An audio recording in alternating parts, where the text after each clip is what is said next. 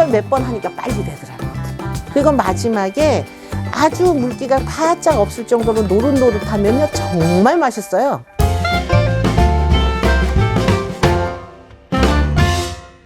그러면 이제 현미는 좋은 거 너무 잘 알죠. 뭐 인터넷만 쳐도 다 나와요. 풍부한 식이섬유, 항산화 물질, 그 다음에 당뇨병 위험 감소, 비타민과 미네랄의 좋은 공급원이 된다. 뭐 이거는 다 알아요. 200여 가지의 좋은 성분이 있고 200여 가지 이상의 좋은 성분이 있다는 걸 다 알아요.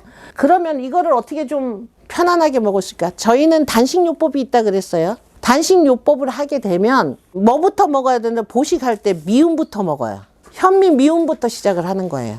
그 다음에 현미 크림식이라고 있어요. 크림식은 미음하고 또 다른 부분이 있어요. 나는 채식을 하고 싶어. 단식도 하고 싶고 야채식을 이제 병을 좀 고치고 싶은데 병원에 갔더니 위천공이래, 장천공이래. 이런 분들 단식하면 안 돼요. 생채식도 하면 안 돼요. 그게 치유가 돼야 돼요. 위천공, 장천공의 그 안에 내벽에 말하자면 세포가 무너진 건데 그게 하루아침에 빨리 생성이 되나요? 안 되죠. 그때 현미 크림식을 드시면 위천공, 장천공이 나아요. 그런데 다른 거 섞어 먹는 게 아니에요. 현미 크림식은 현미 크림식으로만 먹어야 돼요. 그래서 현미의 좋은 성분을 다 받아들이면서 안에 세포가 빨리 재생이 되는 거예요. 그 성분이 다 들어가기 때문에.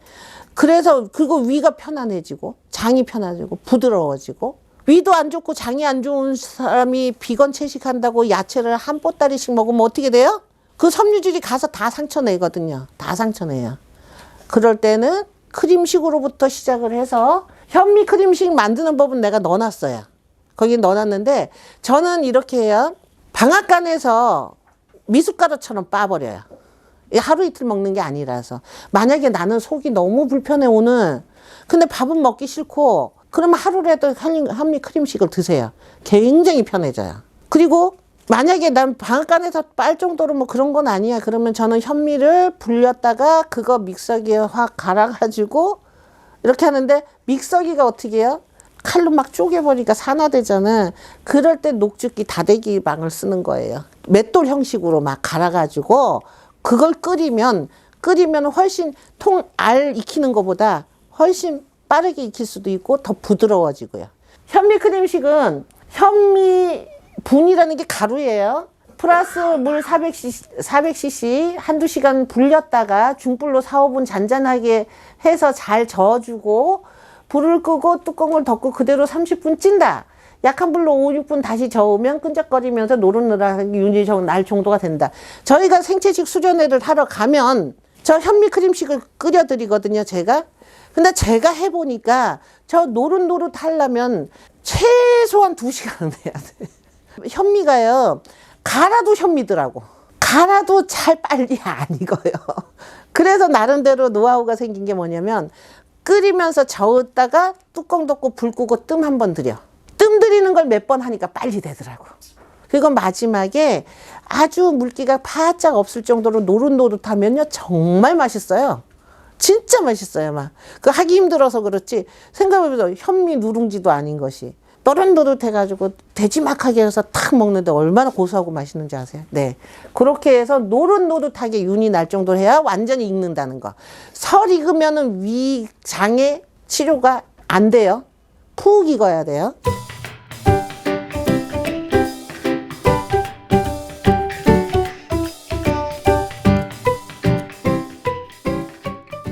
현미는 왜 먹을까요? 영양분이 더 좋기 때문에 하는 거잖아. 그래서 바라색 현미로도 많이 쓰시고 찹쌀 현미로도 많이 쓰시고 그래요. 근데 니시요법에서는 바라 한 건 이미 생명이 한번 간 거다. 현미가 생명을 가지고 있는 거죠. 언제든지 싹을 틔울 수 있는 에너지를 가지고 있거든요. 그래서 사실은 현미 100%를 권해요. 찹쌀 현미 안 권하고 바라 현미 안 권하고 100% 현미를 권하고 있습니다. 살아있는 영양 그 자체를 다 가지고 있기 때문에. 요거는 현미 잡곡밥 하는 방법이에요. 잡곡밥을 하려면 현미 잡곡밥에 현미가 70%, 그 다음에 잡곡이 한 30%, 그렇게 해서 하시면 되고요. 팥 같은 경우에는 아무래도 삶아놔야 되죠. 그렇게 해서 하고 소금을 약간 넣으면 좋죠. 간간했을 때 반찬은 조금 싱겁게 먹는 게 좋고요. 그리고 이제 이렇게 됐을 때 밥이 흐물흐물하게 되면 씹는 게 없죠. 근데 우리는 어떻게 돼야 돼요? 씹어야 되거든요. 그래서 약간 꼬들꼬들한 것이 좋다. 씹어서 입 안에 침도 같이 섞여서 소화액이 더 풍부해지고 그리고 흡수가 더 잘 되고 이 상태로 가는 게 가장 이상적이거든요. 그래서 그냥 물에 말아서 후루룩, 그 다음에 물렁물렁해서 그냥 후루룩 보다는 오래 씹을 수 있게끔 밥을 하시는 게 좋아요. 처음엔 불편하시겠지. 근데 오래 씹으면 양도 조금 먹게 되죠. 조금 먹고 배부르게 돼요. 여기서 보면 현미 잡곡밥을 먹는 것은 상당한 기간과 노력이 필요하다. 맞죠? 다 노력이 필요해요. 오늘 경침 베는 것도 그렇고 평상 쓰는 것도 그렇고 각종 운동법 하는 것도 그렇고 다 노력이 필요한 거예요. 습관화되면 그게 루틴이 되면 괜찮다 이거죠.